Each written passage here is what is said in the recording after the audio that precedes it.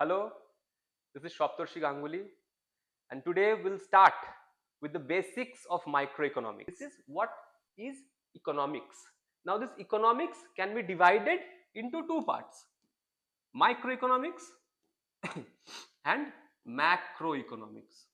Okay, so we are not concerned about this one, we are concerned about this one. तो ये हम लोग जो है आगे पढ़ेंगे. तो ये जो आपका जो यूनिट है, ये जो चैप्टर है, ये सिर्फ इसके बारे में आपको बेसिक नॉलेज देगा. ठीक है, मूविंग फॉरवर्ड. तो what is microeconomics?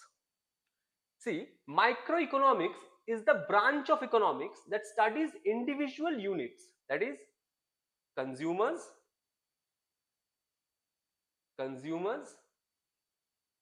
producers, farms and markets. Microeconomics economics का वो ब्रांच है जो किसके बारे में बात करता है? कंज्यूमर्स के बारे में बात करता है. कंज्यूमर्स कौन है? आप है. कंज्यूमर कौन हूं? मैं हूं. बहुत सारे जो जितने भी इंडिविजुअल एक कंट्री में रिसाइड करते हैं, इकोनॉमी के अंदर बिलोंग करते हैं, वो सब कंज्यूमर्स है कहीं ना कहीं. प्रोड्यूसर्स कौन है? जो कंज्यूमर्स है वो भी प्रोड्यूसर्स बन सकते हैं. कभी कभी क्या होता है, जो प्रोड्यूस कर रहे हैं वो भी कंज्यूमर बन जाते हैं. कैसे, वो हम लोग बाद में जानेंगे. प्रोड्यूसर्स जनरली आप बेसिक समझ लीजिए, जो प्रोड्यूस करता है, जो गुड्स एंड सर्विसेज प्रोवाइड करता है, उसे हम लोग प्रोड्यूसर्स कहते हैं. फार्म्स क्या होते हैं? बिजनेसेस. बिजनेसेस भी एक तरीके का प्रोड्यूसर्स ही होता है, लेकिन फार्म्स क्या करते हैं, उसके बारे में उस प्रोडक्ट्स को वो ब्रांडिंग करते हैं, उनको उनका सेलेबिलिटी जो है वो बढ़ाते हैं. और उसके बाद मार्केट. मार्केट वो नहीं होता जहां हम लोग सुबह को जाते हैं. ये मार्केट क्या होता है? ये होता है डिमांड एंड सप्लाई. वो हम लोग अगले यूनिट में पढ़ेंगे.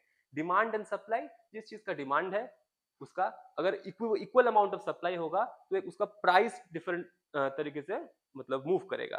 तो वो हम लोग बाद में जानेंगे. वो बहुत सारे कॉम्प्लिकेटेड चीजें हैं, धीरे धीरे अभी हम लोग समझेंगे. तो बेसिक मोटा मोटा बात यह है कि माइक्रो इकोनॉमिक्स क्या करता है, उस ब्रांच ऑफ इकोनॉमिक्स में बिलोंग करता है जो इनके बारे में बात करता है: consumers, producers, firms, markets etcetera.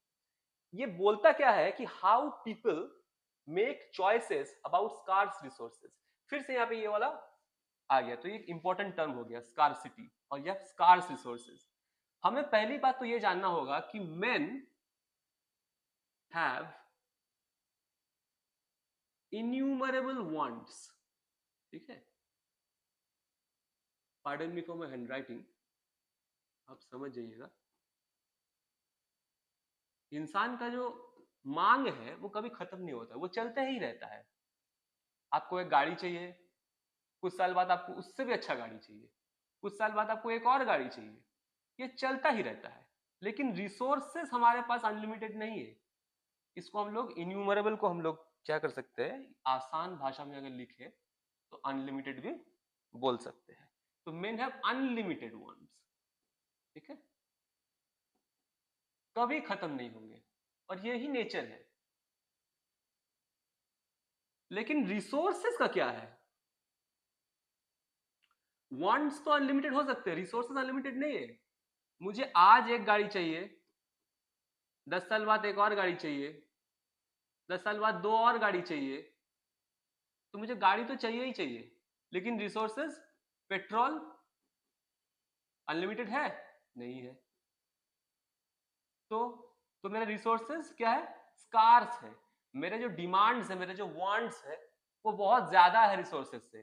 तो उसमें हमें क्या करना पड़ेगा? फिर चॉइसेस करना पड़ेगा. चॉइस, ये भी एक इंपॉर्टेंट टर्म है यहाँ पे, चॉइस. अगर मेरे पास अनलिमिटेड वांट्स है और अनलिमिटेड रिसोर्सेज भी है, तो क्या मुझे सब चाहिए? मैं सब ले लूंगा. लेकिन जब मेरे पास रिसोर्सेज में स्कार्सिटी है, तो मुझे चॉइस करना पड़ेगा कि मैं ये ले सकता हूं या फिर वो ले सकता हूं. ये ले सकता तो ये नहीं ले सकता हूं. That is what microeconomics will deal with. That is what it talks about. How people are making choices when they have unlimited wants and scarce resources. ठीक है, moving forward.